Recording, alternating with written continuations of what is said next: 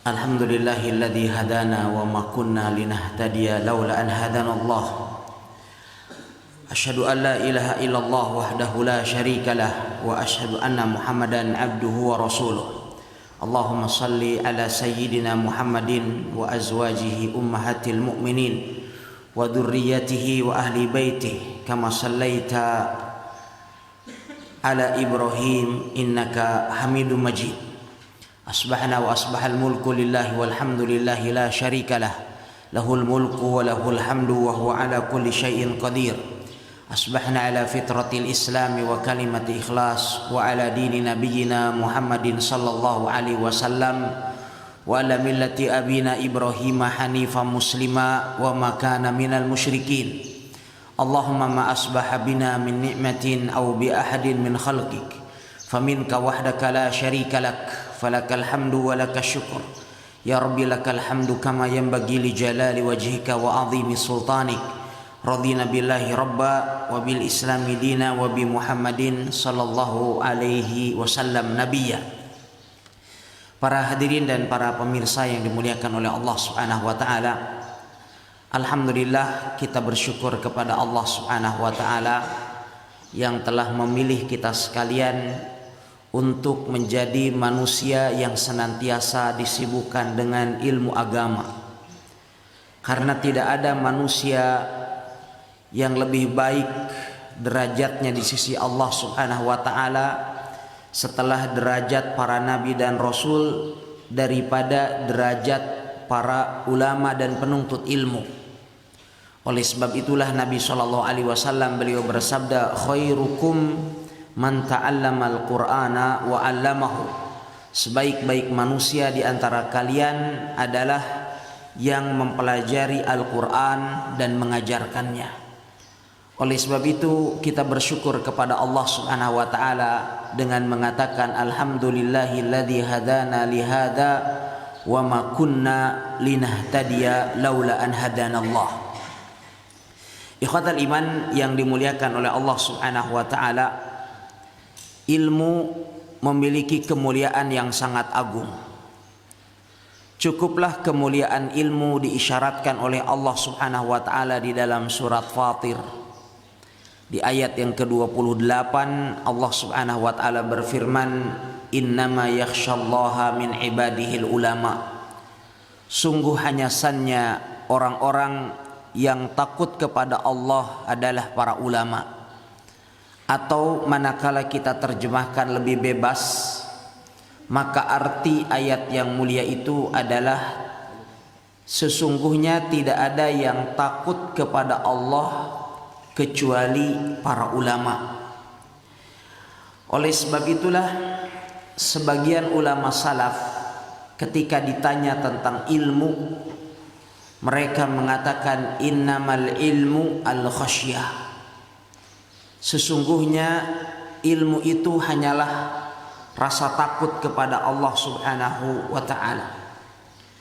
Artinya hakikat orang yang berilmu adalah mereka orang-orang yang ilmunya menghantarkan dia pada rasa takut kepada Allah. Oleh sebab itulah Al-Imam Ibnul Qayyim rahimahullah, beliau mengatakan falau annal insana ya'rifu kulla syai' wa la ya'rif rabbahu faka'annama lam ya'rif syai'a. Imam Ibnul Qayyim mengatakan, andaikan ada manusia yang memiliki wawasan yang sangat luas, dia mengetahui segala sesuatu, tetapi dia tidak mengenal Rabb-nya, maka seakan-akan dia itu tidak mengetahui sesuatu apapun.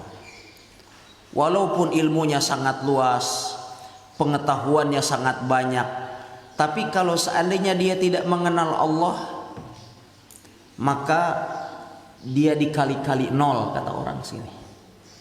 Ya, semua angka bila dikalikan dengan nol maka hasilnya nol. Maka nol besar apabila ada orang yang memiliki pengetahuan yang cukup luas tetapi pengetahuannya itu tidak mengantarkan dia untuk mengenal Allah. Karena hakikat ilmu adalah al-khasyah, takut kepada Allah Azza wa Jalla.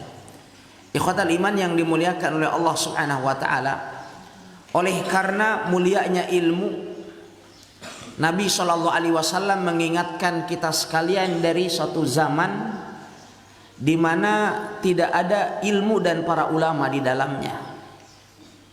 Oleh sebab itu Nabi SAW beliau bersabda, innallaha la yantazi'ul ilman tiza'an min sudurin nas.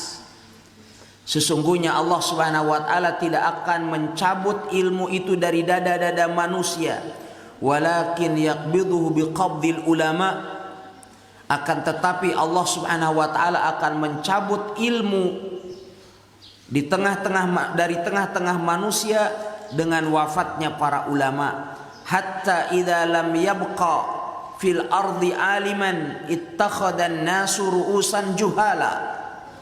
Sehingga apabila di dunia itu tidak ada lagi seorang alim, maka manusia akan mengangkat para pemimpin yang jahil.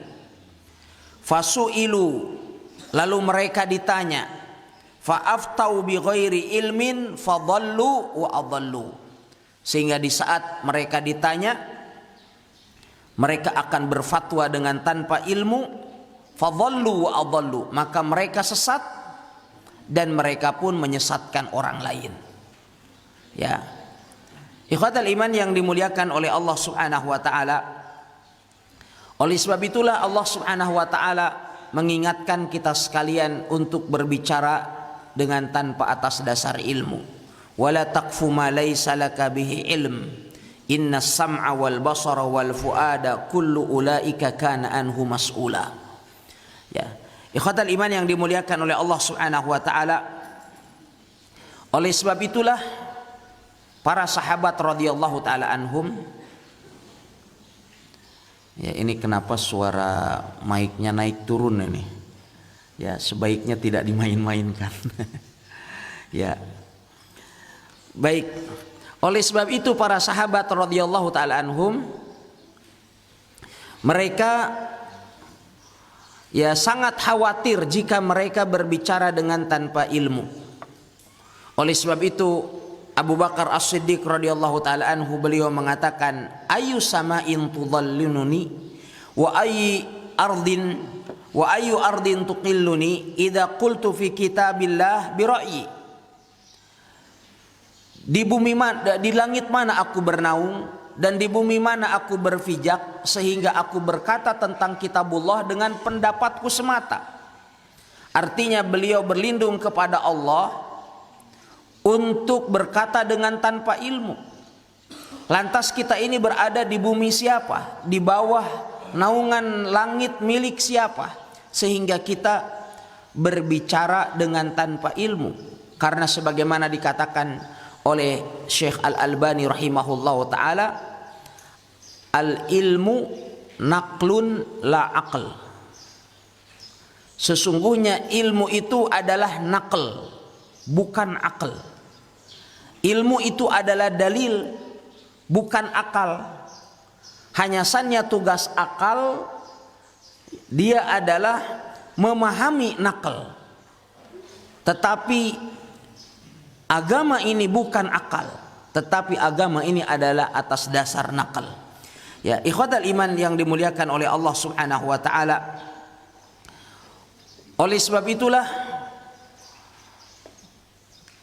para ulama rahimahumullahu taala karena memandang bahwa menuntut ilmu merupakan amalan yang paling mulia, maka mereka senantiasa mengingatkan kepada kita sekalian untuk ikhlas di dalam menuntut ilmu. Karena menuntut ilmu adalah merupakan ibadah yang paling agung, sebagaimana dikatakan oleh Imam Ahmad, talabul ilmi la ya'diluhu syai' liman sahhat niyatuh. Menuntut ilmu itu adalah merupakan suatu amalan yang tidak ada tandingannya bagi mereka yang ikhlas dalam niatnya. Oleh sebab itulah Nabi Shallallahu Alaihi Wasallam beliau mengingatkan kita sekalian ketika kita menuntut ilmu dengan sabda beliau alaihi salatu wassalam, man ta'allamal ilma barang siapa yang menuntut ilmu liyujadila bihil ulama, tujuannya adalah untuk mendebat para ulama, au liyumariya bihis sufaha, atau untuk membodohi orang-orang bodoh, au liyasrifa wujuhan nasi ilaih, atau untuk memalingkan perhatian manusia kepadanya, maka kata Rasulullah fahuwa finnar, maka dia ada di dalam neraka. Barang siapa yang menuntut ilmu, kata Nabi alaihi salatu wasallam, tujuannya untuk menandingi para ulama atau untuk membodoh-bodohi orang-orang awam atau untuk mencari pengikut dan followers yang banyak, maka kata Nabi fahuwa finnar, maka dia ada di dalam neraka. Ini menunjukkan betapa pentingnya mengawali talabul ilm dengan ikhlas karena Allah Azza wa Jal. Oleh sebab itu Al-Imam Syafi'i rahimahullahu ta'ala, beliau ingin mengajarkan kepada kita sekalian tentang bagaimana pentingnya ikhlas. Beliau mengatakan, wadidtu law nushira ilmi hadha walam yumsab ilayya syai'un minhu. Sungguh aku telah berharap ilmu ini tersebar di tengah-tengah masyarakat dengan tanpa dinisbatkan kepadaku sedikit pun juga. Menurut Imam Syafi'i rahimahullah tidak penting, dan bukan harapan saya untuk dikatakan qala Syafi'i, Imam Syafi'i telah berkata, atau ini adalah merupakan pendapat Imam Syafi'i. Itu kata beliau bukan tujuanku. Aku berharap andaikan ilmu ini tersebar di masyarakat dengan tanpa dinisbatkan kepadaku sedikit pun juga. Ini tentu menunjukkan bagaimana pentingnya ikhlas di dalam menuntut ilmu. Ya, karena sebagian orang tujuan menuntut ilmu adalah agar ia menjadi terkenal. Dia ingin menjadikan ilmu sebagai wasilah untuk mendapatkan sesuatu dari kehidupan dunia. Dan ini tentu bertentangan dengan konsep ikhlas yang diajarkan oleh Rasulullah SAW dan para pendahulu kita yang saleh. Oleh sebab itu Nabi SAW juga telah mengingatkan kita sekalian dalam sebuah hadis yang diriwayatkan oleh Imam Muslim, bahwa Nabi SAW beliau bersabda, ya, awwalu man tusa'aru bihimun nar yaumal qiyamah thalath. Orang yang akan pertama kali dinyalakan api neraka bagi mereka atau dengan mereka 3 golongan. Ada 3 golongan yang akan dijadikan sebagai pemicu terbakarnya api neraka. Dia dijadikan bagaikan korek api untuk menyulut api neraka. Ada 3 golongan kata Nabi alaihi salatu wasalam. Dan golongan yang pertama adalah seorang penuntut ilmu yang tidak ikhlas, sehingga dia akan dipanggil oleh Allah Subhanahu wa taala pada hari kiamat kelak, lalu kemudian dia ditanya, karena siapakah engkau menuntut ilmu? Kemudian dia mengatakan, aku menuntut ilmu karenamu ya Allah. Lalu kemudian Allah Subhanahu wa taala yang maha mengetahui apa yang ada di dalam dada manusia mengatakan, kadzabta, engkau telah berdusta. Tetapi engkau menuntut ilmu hanyalah ingin untuk dikatakan bahwa engkau sebagai seorang alim, sebagai seorang hafidh, sebagai seorang qari dan semisalnya. Ya, ikhwatal iman yang dimuliakan oleh Allah Subhanahu wa taala. Oleh sebab itulah di dalam menuntut ilmu, karena menuntut ilmu adalah merupakan sebuah ibadah yang sangat mulia dan berat untuk dikerjakan, dan kita dituntut melakukannya dengan keikhlasan, maka menuntut ilmu juga membutuhkan kesabaran. Ya, oleh sebab itulah dikatakan oleh Abu Ahmad Nasr ibn Ahmad Al-Faqih As-Samarqandi, ia mengatakan, la yanalu hadzal ilm illa man attala dukanahu wa kharraba bustanah. Tidak akan menerima ilmu ini, atau tidak ada orang yang akan menerima ilmu ini kecuali mereka yang mengabaikan tokonya dan merusak kebunnya. Artinya di dalam menuntut ilmu perlu kesabaran tingkat tinggi dan dibutuhkan adanya konsentrasi penuh, dibutuhkan adanya tafarrugh, dibutuhkan adanya konsentrasi penuh di dalam menuntut ilmu. Sehingga beliau mengatakan, As-Samarqandi beliau mengatakan, ilmu tidak akan diraih oleh seseorang kecuali manakala dia mengabaikan tokonya. Artinya dia lebih mengedepankan perniagaannya dan berkonsentrasi dalam menuntut ilmu dan merusak kebunnya. Artinya dia meninggalkan kebunnya. Apabila dia masih belum konsentrasi di dalam menuntut ilmu, maka sangat sulit baginya untuk mendapatkan ilmu tersebut. Oleh sebab itu, ya para ulama rahimahumullah, mengapa sebagian dari ulama mengatakan bahwa para penuntut ilmu itu berhak untuk mendapatkan bagian dari zakat. Saya katakan sebagian dari para ulama diambilkan atau mereka dikategorikan kepada golongan siapa? Golongan fisabilillah. Mereka orang-orang yang berjuang di jalan Allah.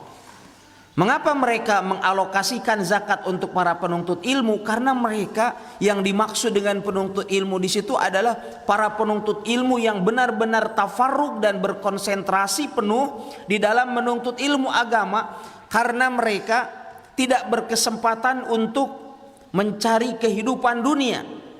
Sebagaimana seorang mujahid, seorang yang berjihad di jalan Allah Subhanahu wa taala, maka dia diberikan alokasi dari zakat karena mereka telah berjuang di jalan Allah Subhanahu wa taala.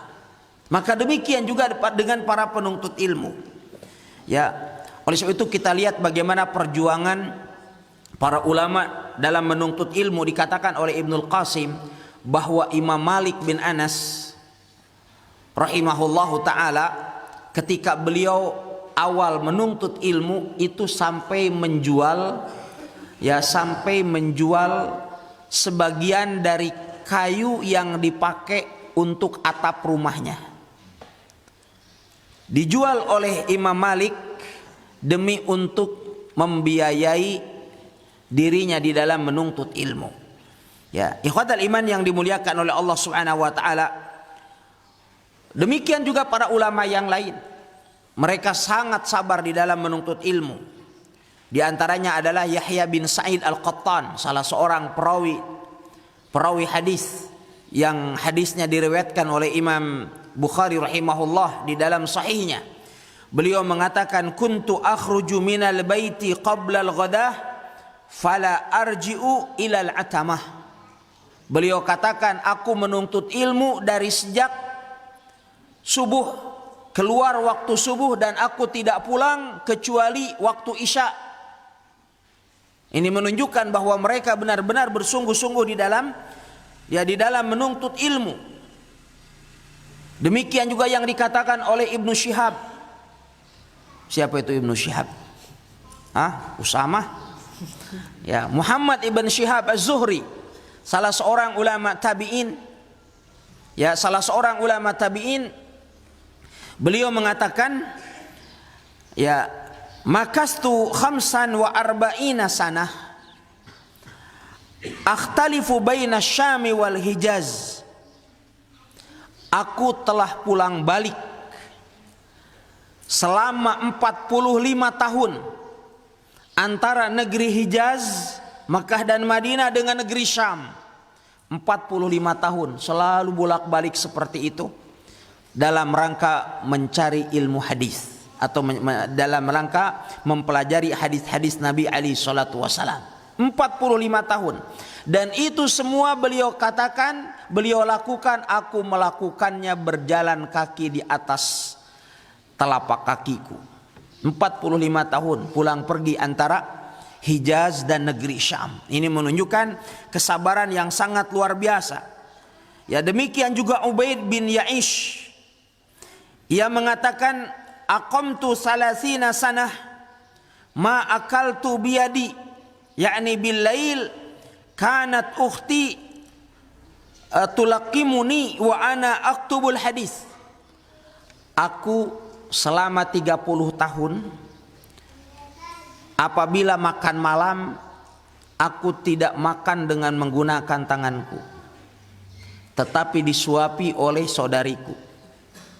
Jadi beliau Masya Allah 30 tahun makan bukan menggunakan tangannya, karena tangannya sibuk dalam menulis hadis Nabi SAW dan tidak memiliki waktu untuk makan. Bayangkan, sampai tidak memiliki waktu untuk makan. Ya, sehingga beliau disuapi oleh saudarinya karena tangannya senantiasa disibukkan dengan menulis hadis Nabi SAW. Ini menunjukkan bagaimana perjuangan mereka di dalam menuntut ilmu. Ya, saya pernah ceritakan bahwa saya pernah berkunjung ke sebuah kota kecil di Saudi Arabia, namanya kota An-Namas. Ya, kurang lebih sekitar 400 kiloan di sebelah selatan kota Mekah. Ya, saat itu saya menginap di rumah salah seorang syekh namanya Dr. Awad bin Husain. Ya, Awad bin Husain As-Sihri. Masya Allah, saya lihat beliau benar-benar gambaran seorang penuntut ilmu yang sangat luar biasa. Di depan WC yang ada di rumahnya, kamar mandi yang ada di rumahnya, di sana ada rak kaset audio. Kalau dulu kan belum ada MP3 juga masih jarang, ya nggak kayak flash disk kayak sekarang begitu. Jadi dulu masih kaset audio itu yang masih menggunakan pita itu. Jadi di depan kamar mandinya itu ada di situ semacam perpustakaan kaset-kaset audio, dan di sana ada tape. Jadi begitu beliau masuk ke kamar mandi, beliau masukkan terlebih dahulu kaset agar beliau bisa mendengarkan kajian dari kaset itu sedangkan beliau ada di kamar mandi. Karena yang tidak diperbolehkan di kamar mandi kan kita menyebut nama Allah. Kalau mendengarkan kan nggak apa-apa. Tetapi beliau tidak ingin ada waktu yang tersisa. Ya, beliau tidak ingin ada waktu yang sia-sia dan tidak mendapatkan ilmu di dalamnya. Kalau beliau naik mobil, 2 pekan saya bersama dengan beliau. Kalau pagi kita masuk kantor, ya, ketika perjalanan menuju kantor itu beliau pasti begitu naik mobil langsung memberi sebuah buku kepada saya. Kemudian beliau katakan, tafadhal iqra ya syekh hadis safhah, katanya. Antum baca ini, halaman ini. Nanti beliau yang nyupir, kemudian saya yang baca kitab. Ya, nanti begitu sampai di lampu merah itu, ya di traffic light, beliau kemudian ambil kitabnya, kemudian beliau membaca ulang, memastikan dan melihat tata letak dari apa yang saya baca itu. Nanti kemudian begitu lampu sudah hijau, orang sudah mulai membunyikan klaksonnya, baru kemudian beliau berikan lagi kepada saya, dan kemudian saya disuruhnya untuk membaca kembali ya tulisan tersebut. Seperti itu. Beliau bagaimana menjaga waktu di dalam menuntut ilmu. Ya, dan tidak datang ke sebuah majelis apabila di sana ada didapatkan syekh yang lebih senior daripada beliau. Ya, maka kemudian beliau akan menyetorkan hafalan-hafalan beliau dari mutun ilmiah yang beliau hafal. Ya, bertemu dengan Syekh Khalid Al-Ju'aisin, bertemu dengan Syekh Walid Al-Furayyan waktu itu. Kemudian beliau membacakan Sahih Bukhari, kadang Sahih Muslim dan seterusnya. Ya, ikhwatal iman yang dimuliakan oleh Allah Subhanahu wa taala. Kemudian bahkan para ulama rahimahumullahu taala lebih mengedepankan menuntut ilmu daripada kegiatan yang lain. Bahkan disebutkan oleh Muhammad ibnu Qudamah bahwa Abu Yusuf ini siapa? Muridnya siapa Abu Yusuf? Muridnya Imam Abu Hanifah rahimahullah. Ya, mata ibnun li falam ahdur tajhizahu wala dafnahu. Abu Yusuf beliau mengatakan, anak saya meninggal sedangkan saya tidak menghadiri prosesi pengurusan jenazahnya atau pemakamannya. Wa taraktuhu ala jirani wa aqribai, dan saya serahkan untuk prosesi pengurusan jenazahnya kepada para tetangga dan karib kerabat. Makhafata ayyafutani min Abi Hanifah syai'un, karena aku khawatir aku ketinggalan dari kajian dan pelajaran yang disampaikan oleh Imam Abu Hanifah. Masya Allah. Ya, sampai kepada tingkatan itu, bukan dia tidak peduli sama anaknya, tetapi ini adalah bagian daripada fikih. Ya, prosesi pengurusan jenazah anaknya bisa diwakilkan kepada orang lain, tetapi mendapatkan ilmu dari seorang alim besar seperti Imam Abu Hanifah, kapan tertinggal maka kita akan tertinggal kebaikan yang begitu banyak, kata beliau. Saya diceritakan oleh Dr. Umar Al-Id hafizahullah yang pernah datang ke sini. Ya, beliau telah berguru kepada Syekh Abdul Aziz bin Baz rahimahullahu taala selama 25 tahun. Beliau katakan, sampai pada malam pertama saya menikah, saya pun tidak meninggalkan kajian Syekh Abdul Aziz bin Baz. Ya, jadi ketika beliau menikah pada hari itu, di malam pertamanya itu pas ada kajian Syekh Abdul Aziz bin Baz. Beliau katakan, saya tetap menghadiri majelis Syekh Abdul Aziz bin Baz walaupun itu pada malam pertama pengantin saya. Ya, ini juga menunjukkan satu contoh bagaimana kesungguhan para ulama di dalam menuntut ilmu. Ya, Al-Hafidh atau Al-Mufassir, Imamul Mufassirin Abu Ja'far At-Tabari, beliau mengatakan, lamma dakhaltu Misr lam yabqa ahadun min ahlil ilm illa laqituhu wamtahanani. Beliau katakan, ketika aku datang ke Mesir, tidak ada seorang alim pun yang ada di sana kecuali aku jumpai dan mengujiku. Di mana orang-orang dahulu apabila mereka datang ke sebuah tempat, maka mereka mendatangi para ulama, dan para ulama itu menguji tentang pemahamannya, menguji tentang manhajnya, ini apakah sudah benar cara dia menuntut ilmu ataukah tidak. Tapi yang mengujinya para ulama, sehingga kalau seandainya memang keliru maka akan diluruskan. Ya, kalau sekarang kadang kebalikannya. Ya, murid dites sama guru dites sama murid. Ya, ikhwatal iman yang dimuliakan oleh Allah Subhanahu wa taala. Dan banyak lagi ya perkataan dan contoh dari para ulama rahimahumullah ta'ala yang menunjukkan akan pentingnya kita ikhlas di dalam menuntut ilmu dan bersabar di dalam menuntut ilmu. Karena ini adalah merupakan kunci utama keberhasilan seorang talib di dalam memahami agama Allah Subhanahu wa ta'ala. Demikian ikhwatal iman yang dimuliakan oleh Allah Subhanahu wa ta'ala, apa yang dapat saya sampaikan di kesempatan bahagia ini. Wallahu ta'ala alam wa sallallahu wasallam ala nabiyina Muhammad.